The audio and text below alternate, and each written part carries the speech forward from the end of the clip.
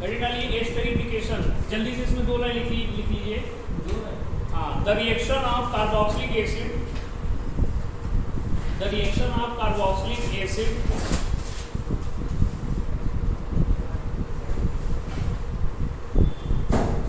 with alcohol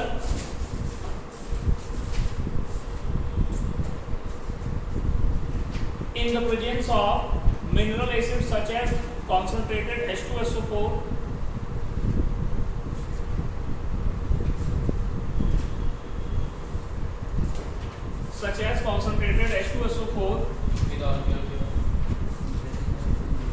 is called esterification.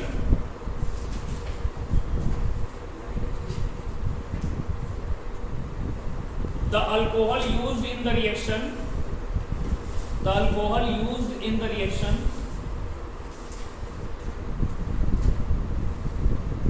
must be 1 degree,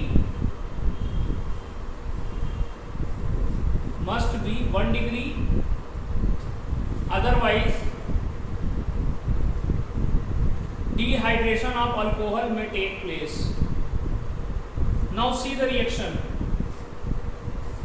This is standard carboxylic acid going to react with ROH in the presence of mineral acid followed by heating. देखिए यहाँ से water eliminate होगा। ध्यान दीजिएगा कि acid का OH जाता है और अल्कोहल का H जाता है ड्यूरिंग वाटर लॉस में, तो आपको मिलता है यहाँ पे RCOOR प्लस H2O। ये बात आपको ध्यान देना है कि the OH loss from acid, this is what we are studying, the reaction due to OH। हम लोग यही पढ़ रहे हैं ना, कार्बोक्सिलिक एसिड की हम लोग वो केमिकल प्रॉपर्टी पढ़ रहे हैं जिसमें एसिड का H नहीं OH इन्वॉल्व हो रहा है। तो esterification is also an example in which the OH of the acid is lost, the H is come from alcohol not from acid. Now see the mechanism of the reaction. Mechanism of reaction. Standard format में ही लिख रहे हैं ना, ध्यान दीजिएगा। सबसे पहले हम ले रहे हैं एसिड और ये आपके पास है OH। अब याद है आपको, मैंने हमेशा बता रखा है कि whenever we are carrying out mechanism and all, we must write the lone pairs involving in the reaction। हमेशा वो हमें लिखना चाहिए। अब देखिए यहाँ से एक ये इलेक्ट्रोफाइल H प्लस जो कि रिएक्शन का कंटेंट है इस वाले O पर अटैक करेगा, क्योंकि ये आपका कार्बन क्या है sp2, ठीक है ना। तो देखिए यहाँ पे क्या बनेगा, और सभी इस रिएक्शन के सभी स्टेप रिवर्सिबल होते हैं। फिर देखिए यहाँ पे आपको क्या मिलेगा, RC डबली बॉन्डेड O, एक लोन पेयर प्लस और ये H, क्योंकि एक लोन पेयर बाउंड्री में चला गया है, समझ रहे हैं। अब ये क्या दिया आपको, फिर अगले स्टेप में देखिए ये बॉन्ड आपका ऐसे टूटेगा,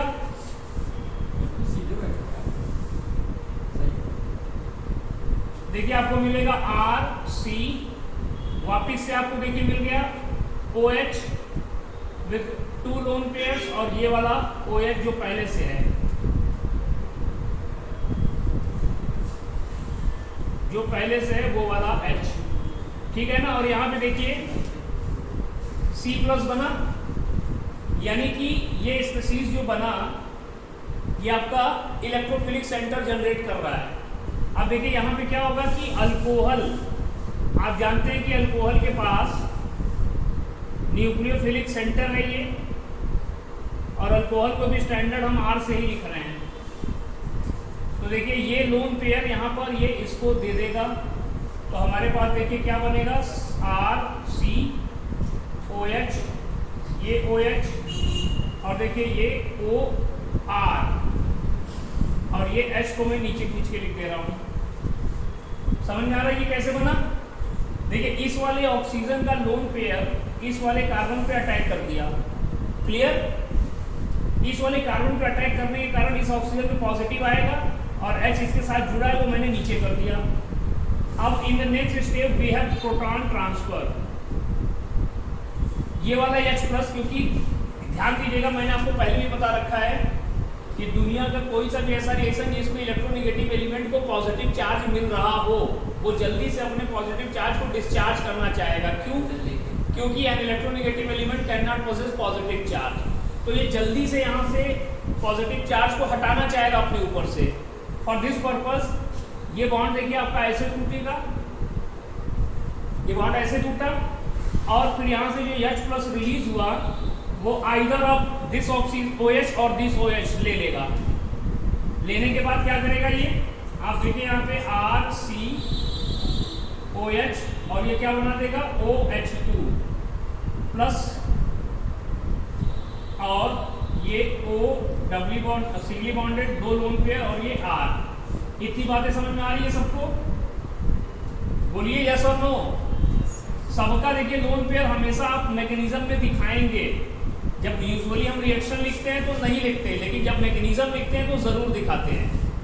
अब देखिए यहाँ पे OH2 बना ना, अब ये बेटर लिविंग ग्रुप है। Now it is going to leave the site.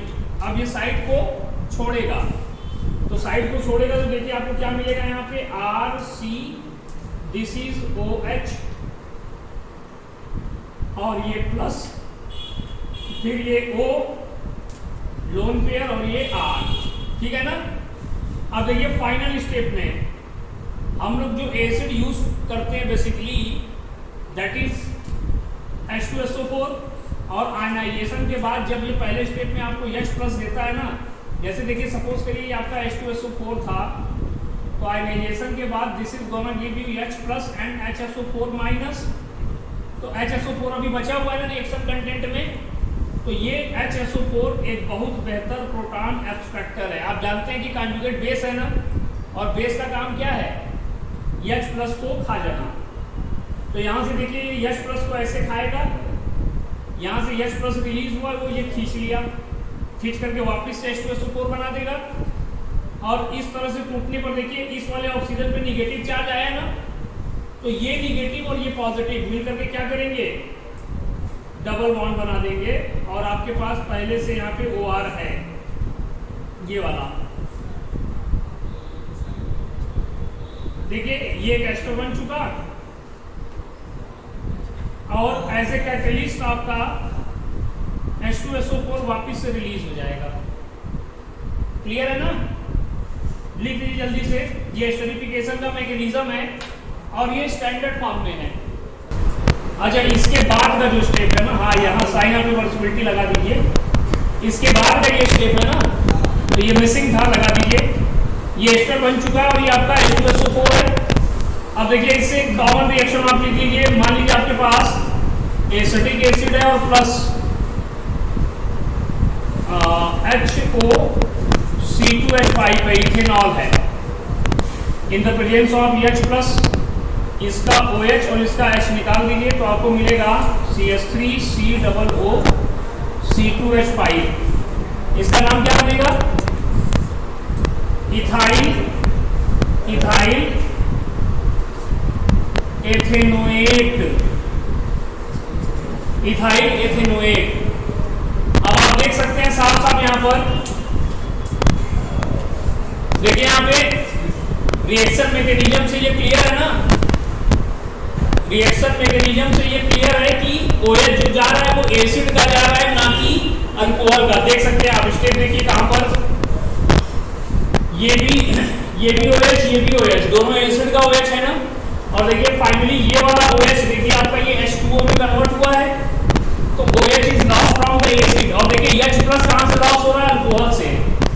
देखिए यहाँ पर ये अल्कोहल अटैक करा ना, ये अल्कोहल यहाँ पे अटैक करा, तो अल्कोहल का H+ देखिए इसके H2O के बनने में कंट्रीब्यूट कर रहा है ना, यानी कि it is evidence from the reaction mechanism that the H+ is lost from the alcohol, not from the acid. Clear? जल्दी से इसको लिख डालिए।